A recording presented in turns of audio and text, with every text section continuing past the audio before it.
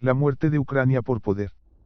Ucrania es un peón para los militaristas que intentan degradar a Rusia y, en última instancia, a China en una búsqueda contraproducente para garantizar la hegemonía global de Estados Unidos. El final de esta guerra, como la mayoría de las guerras de poder, será feo.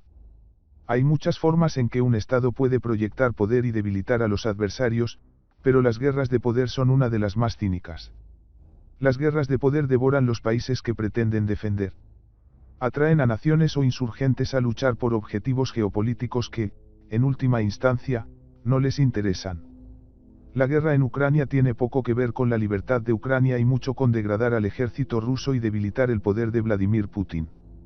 Y cuando Ucrania parezca encaminada a la derrota, o la guerra llegue a un punto muerto, Ucrania será sacrificada como muchos otros estados, en lo que uno de los miembros fundadores de la CIA, Miles Copeland Jr., denominó el juego de las naciones y la amoralidad de la política del poder.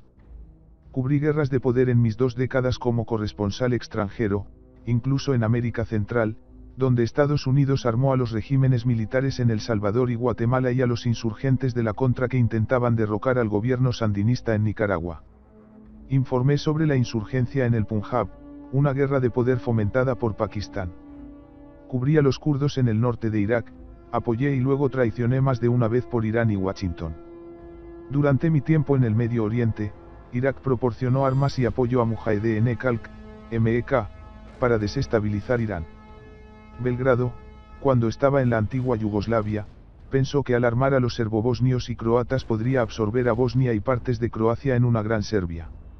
Las guerras de poder son notoriamente difíciles de controlar, especialmente cuando las aspiraciones de quienes luchan y quienes envían las armas divergen. También tienen la mala costumbre de atraer patrocinadores de guerras de poder, como le sucedió a los EU en Vietnam e Israel en el Líbano, directamente al conflicto. Los ejércitos delegados reciben armamento con poca rendición de cuentas, cantidades significativas de las cuales terminan en el mercado negro o en manos de señores de la guerra o terroristas. CBS News informó el año pasado que alrededor del 30% de las armas enviadas a Ucrania llegan al frente, un informe que decidió retractarse parcialmente bajo la fuerte presión de Kiev y Washington. El desvío generalizado de equipos médicos y militares donados al mercado negro en Ucrania también fue documentado por la periodista estadounidense Lindsey Snell. Las armas en las zonas de guerra son productos lucrativos. Siempre hubo grandes cantidades a la venta en las guerras que cubrí. Señores de la guerra, mafiosos y matones, Ucrania ha sido considerada durante mucho tiempo como uno de los países más corruptos de Europa, son transformados por los estados patrocinadores en heroicos luchadores por la libertad. El apoyo a quienes luchan en estas guerras de poder es una celebración de nuestra supuesta virtud nacional, especialmente seductora después de 2 décadas de fiascos militares en el Medio Oriente. Joe Biden, con cifras sombrías en las encuestas, tiene la intención de postularse para un segundo mandato como presidente de tiempos de guerra que apoya a Ucrania, a la que Estados Unidos ya ha comprometido $113 mil millones en asistencia militar, económica y humanitaria. Cuando Rusia invadió Ucrania, el mundo entero se enfrentó a una prueba para toda la vida, dijo Biden después de una visita relámpago a Kiev. Europa estaba siendo probada. Estados Unidos estaba siendo probado. La OTAN estaba siendo probada. Todas las democracias estaban siendo probadas. Escuché sentimientos similares expresados para justificar otras guerras de poder. Son nuestros hermanos, estos luchadores por la libertad, y les debemos nuestra ayuda, dijo Ronald Reagan sobre los contras, que saquearon, violaron y masacraron a lo largo de Nicaragua. Son el igual moral de nuestros padres fundadores y los valientes hombres y mujeres de la resistencia francesa, agregó Reagan. No podemos apartarnos de ellos, porque la lucha aquí no es de derecha contra izquierda, es de lo correcto contra lo incorrecto. Quiero escucharlo decir que vamos a armar al ejército sirio libre, dijo John M. McCain sobre el presidente Donald Trump. Nos vamos a dedicar a la destitución de Bashar al-Assad. Vamos a hacer que los rusos paguen un precio por su compromiso. Todos los jugadores aquí tendrán que pagar una multa y los Estados Unidos de América estarán del lado de las personas que luchan por la libertad. Aquellos agasajados como héroes de la resistencia, como el presidente Volodymyr Zelensky o el presidente Hamid Karzai en Afganistán, a menudo son problemáticos, especialmente porque sus egos y cuentas bancarias se inflan. La avalancha de elogios efusivos dirigidos a los apoderados por sus patrocinadores en público rara vez coincide con lo que dicen de ellos en privado. En las conversaciones de paz de Dayton, donde el presidente serbio Slobodan Milosevic entregó a los líderes de los serbios de Bosnia y los croatas de Bosnia, dijo de sus apoderados: ellos, no son mis amigos. No son mis colegas. Son una mierda. Dinero oscuro se derramó por todas partes, escribió The Washington Post después de obtener un informe interno producido por la Oficina del Inspector General Especial para la Reconstrucción de Afganistán. El banco más grande de Afganistán se licuó en un pozo negro de fraude. Los viajeros cargaron maletas cargadas con $1 millón, o más, en vuelos que salían de Kabul. Mansiones conocidas como palacios de amapola surgieron de los escombros para albergar a los keipos del opio. El presidente Hamid Karzai ganó la reelección después de que sus compinches llenaran miles de urnas. Más tarde admitió que la CIA había entregado bolsas de dinero en efectivo en su oficina durante años, calificándolo de nada inusual. En público, cuando el presidente Barack Obama intensificó la guerra y el Congreso aprobó miles de millones de dólares adicionales en apoyo, el comandante en jefe y los legisladores prometieron tomar medidas enérgicas contra la corrupción y responsabilizar a los afganos corruptos, informó el periódico. En realidad, los funcionarios estadounidenses retrocedieron, miraron hacia otro lado y dejaron que el robo se arraigara más que nunca, según un tesoro de entrevistas gubernamentales confidenciales obtenidas por The Washington Post. Los que son ensalzados como el baluarte contra la barbarie cuando las armas fluyen hacia ellos, son olvidados una vez que terminan los conflictos, como en Afganistán e Irak. Los antiguos combatientes por poderes deben huir del país o sufrir las vendettas de aquellos contra quienes lucharon, como sucedió con los miembros de la tribu Hmong abandonada en Laos y los vietnamitas del sur.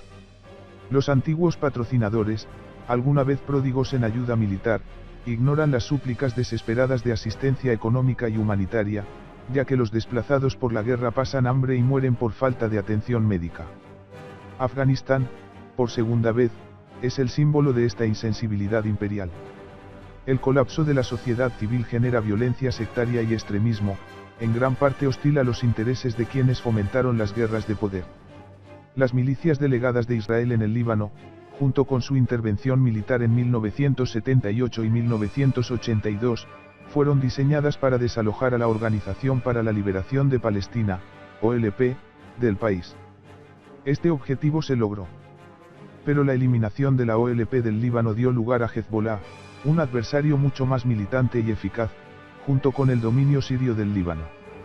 En septiembre de 1982, durante 3 días, el partido Kataeb libanés, más conocido como las Falanges, respaldado por el ejército israelí, masacró entre 2.000 y 3.500 refugiados palestinos y civiles libaneses en los campos de refugiados de Saabra y Satila.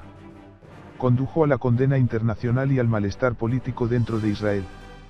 Los críticos llamaron al prolongado conflicto Líbano, combinando las palabras Vietnam y Líbano. La película israelí Waltz with Basir documenta la depravación y el asesinato sin sentido de miles de civiles por parte de Israel y sus representantes durante la guerra en el Líbano. Las guerras de poder, como señaló Chalmers Johnson, generan retrocesos no deseados. El respaldo de los muyahidines en Afganistán que luchaban contra los soviéticos, que incluía grupos armados como los dirigidos por Osama Bin Laden, dio lugar a los talibanes y Al-Qaeda. También extendió el yihadismo reaccionario por todo el mundo musulmán, aumentó los ataques terroristas contra objetivos occidentales que culminaron en los ataques del 11 de septiembre y alimentó 2 décadas de fiascos militares liderados por Estados Unidos en Afganistán, Irak, Siria, Somalia, Libia y Yemen. Si Rusia prevalece en Ucrania, si Putin no es destituido del poder, no solo habrá cimentado una potente alianza entre Rusia y China, sino que también habrá asegurado un antagonismo con Rusia que volverá para perseguirnos. Moscú no olvidará la inundación de miles de millones de dólares en armas en Ucrania, el uso de la inteligencia estadounidense para matar a generales rusos y hundir el acorazado Moskva, la voladura de los oleoductos Nord Stream y las más de 2.500 sanciones estadounidenses contra Rusia.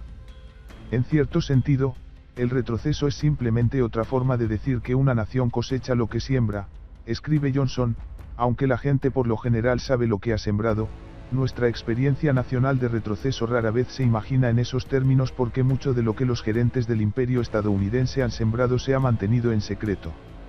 Los que reciben apoyo en las guerras de poder, incluidos los ucranianos, a menudo tienen pocas posibilidades de victoria. Las armas sofisticadas como los tanques M1 y Abrams son en gran parte inútiles si quienes las operan no han pasado meses y años entrenándose. Antes de la invasión israelí del Líbano en junio de 1982, el bloque soviético proporcionó a los combatientes palestinos armas pesadas, incluidos tanques, misiles antiaéreos y artillería. La falta de entrenamiento hizo que esas armas fueran ineficaces contra el poder aéreo, la artillería y las unidades mecanizadas israelíes. Estados Unidos sabe que se le está acabando el tiempo a Ucrania. Sabe que las armas de alta tecnología no se dominarán a tiempo para mitigar una ofensiva rusa sostenida. El secretario de Defensa, Lloyd Austin, advirtió en enero que Ucrania tiene una ventana de oportunidad aquí, desde ahora hasta la primavera.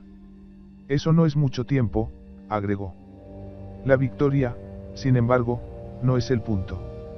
El punto es la máxima destrucción. Incluso si Ucrania se ve obligada a negociar con Rusia y conceder territorio para la paz, así como aceptar el estatus de nación neutral, Washington habrá logrado su objetivo principal de debilitar la capacidad militar de Rusia y aislar a Putin de Europa. Aquellos que montan guerras de poder están cegados por ilusiones ilusorias. Hubo poco apoyo para los contras en Nicaragua o el MEK en Irán. El armamento de los llamados rebeldes moderados en Siria hizo que las armas fluyeran hacia las manos de los yihadistas reaccionarios. La conclusión de las guerras de poder generalmente ve a la nación o grupo luchando en nombre del Estado patrocinador traicionado. En 1972, la administración de Nixon entregó millones de dólares en armas y municiones a los rebeldes kurdos en el norte de Irak para debilitar al gobierno iraquí, que en ese momento se consideraba demasiado cercano a la Unión Soviética.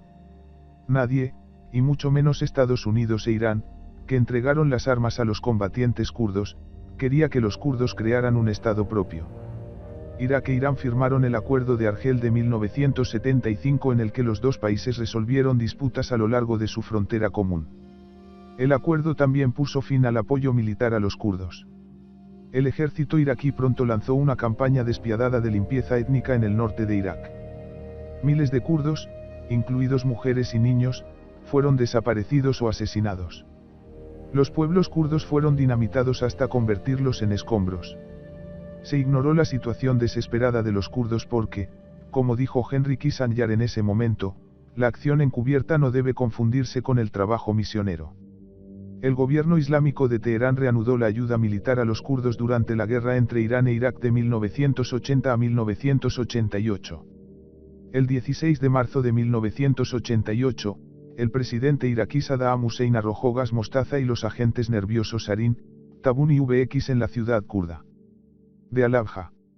Unas 5.000 personas murieron en cuestión de minutos y hasta 10.000 resultaron heridas.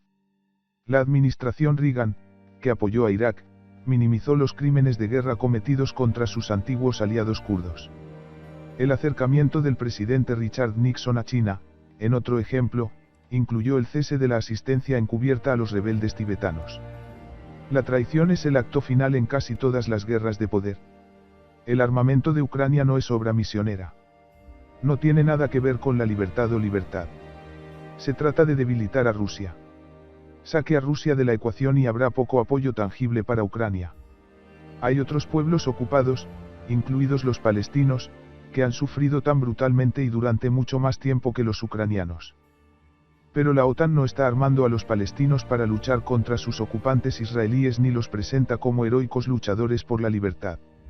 Nuestro amor por la libertad no se extiende a los palestinos o al pueblo de Yemen que actualmente está siendo bombardeado con armas británicas y estadounidenses, o a los kurdos, yazidíes y árabes que resisten a Turquía, un miembro de la OTAN desde hace mucho tiempo, en su ocupación y guerra con aviones no tripulados en todo el norte y el este de Siria.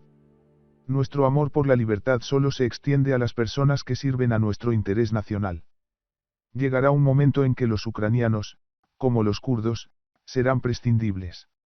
Desaparecerán, como muchos otros antes que ellos, de nuestro discurso nacional y de nuestra conciencia. Cuidarán por generaciones su traición y sufrimiento. El imperio estadounidense pasará a utilizar a otros, quizás al pueblo heroico de Taiwán, para promover su búsqueda inútil de la hegemonía global. China es el gran premio para nuestro Dr. Strangelove. Apilarán aún más cadáveres y coquetearán con la guerra nuclear para reducir el creciente poder económico y militar de China. Este es un juego antiguo y predecible. Deja a su paso naciones en ruinas y millones de personas muertas y desplazadas. Alimenta la arrogancia y el autoengaño de los mandarines en Washington que se niegan a aceptar el surgimiento de un mundo multipolar. Si no se controla, este juego de naciones puede hacer que nos maten a todos.